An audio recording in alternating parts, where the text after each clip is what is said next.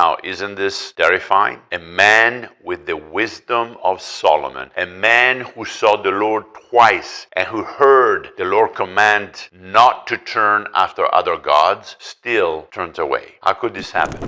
Have you ever wondered about not finishing your life well? Well, this week I was speaking to my brothers in the faith in Rome, and the question about Solomon came up. How could a man of such great wisdom and discernment end up his life apparently far from the Lord? So let me set up the backdrop for those of you who are not familiar with the story. Solomon was King David's son. He was ruling Israel around 1000 BC. And when he was very young and already a king, he called out to God, being apprehensive of the task at hand. He asked for discernment to lead Israel properly. And God was pleased to hear. God was pleased to answer, pleased to give Solomon far more than what he asked. And Solomon was given great wisdom, great wealth, and great power. And the fame of Solomon's wisdom and wealth spread quickly, even as far as Sheba, today's Ethiopia and Eritrea. However, God forewarned Solomon of one thing,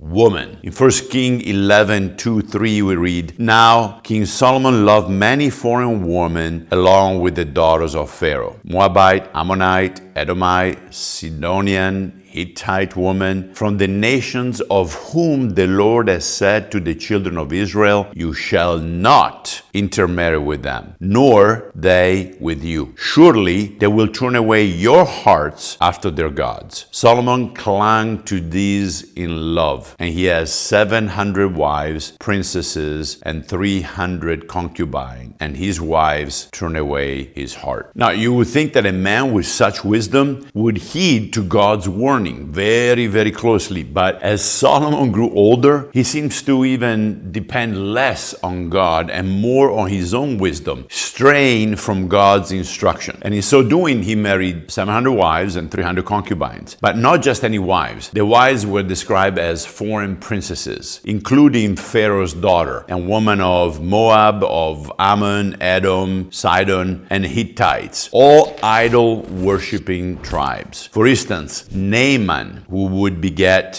Rehoboam, the next king in line after Solomon, was a princess of Ammon. It's part of present-day Jordan, who arrived in Jerusalem at the age of 14 to marry Solomon. And what did he do to please her? He built a temple to Moloch, the Ammonite god, something that is abominable in the eyes of Yahweh. And the Old Testament points out that Solomon permitted his foreign wives to import their national deities, and he also built temples for them and even worshiped there. We read in 1 Kings 11:4-10, as Solomon grew old, his wives turned his heart after other gods, and his heart was not fully devoted to the Lord his God, as the heart of David his father had been. He followed Ashtoreth, the goddess of the Sidonians, and Moloch, the detestable god of the Ammonites. So Solomon did evil in the eyes of the Lord. He did not follow the Lord completely, as David his father had done. On a hill east of Jerusalem, Solomon built a high place for Chemosh, the detestable god of Moab, and for Moloch, the detestable god of the Ammonites. He did the same for all his foreign wives, who burned incense and offering sacrifices to their gods. The Lord became angry with Solomon because his heart had turned away from the Lord, the God of Israel, who had appeared to him twice. Although he had forbidden Solomon to follow other gods, Solomon did not keep the Lord's command. Wow, Solomon's heart was at first divided between woman and God, but it soon turned away altogether, and he strayed from words of knowledge and strayed also from God himself. Now, was there any repercussion because of this? In the following verses, still in chapter 11, we read this. So the Lord said to Solomon, since this is your attitude, and you have not kept my commandment or my covenant and my decrees, which I commanded you, I will more certainly tear the kingdom away from you and give it to one of your subordinates. Nevertheless, for the sake of David your father, I will not do it during your lifetime. I will tear it out of the hand of your son. Yet I will not tear the whole kingdom from him, but will give him one tribe for the sake of David my servant, and for the sake of Jerusalem, which I have chosen. Well, while Solomon was still alive and Jeroboam, his subordinate, was working for him, a prophet named Ahijah told Jeroboam that God would take 10 of the 12 tribes of Israel away from Solomon's son, Rehoboam, and give them to Jeroboam. By the way, Rehoboam was the son of the idol-worshipping Naamah, and Solomon, I mentioned that above, was vain and a foolish man. So the whole earth once sought the presence of Solomon to hear his wisdom. And now that he ceased hearing instruction and strayed from words of knowledge, judgment comes to Solomon's house. Now, isn't this terrifying? A man with the wisdom of Solomon, a man who saw the Lord twice and who heard the Lord command not to turn after other gods, still turns away. How could this happen? And perhaps a key to Solomon's downfall is found in one of his own Proverbs, Proverbs 19:27, where we read, "Cease to hear instruction, my son, and you will stray from the words of knowledge." So those who cease to listen to wise instruction based on the fear of the Lord, will quickly stray from him. If Solomon could stray so far from the Lord, I know that I could too. And this is both a sobering and a terrifying thought at the same time. And thankfully, the solution to avoiding the folly of Solomon is clear. I need to ensure that I never cease to hear God's instruction through his word. Never believing that I have learned enough. I must understand that from this day to the day that I die, I need to maintain a humble dependence on God. I must trust that his words, his instruction will continue to edify and strengthen me, protecting me from straying into the path of man's wisdom. So did Solomon lose his justification before God because of his disobedience? Solomon built the temple, wrote Proverbs,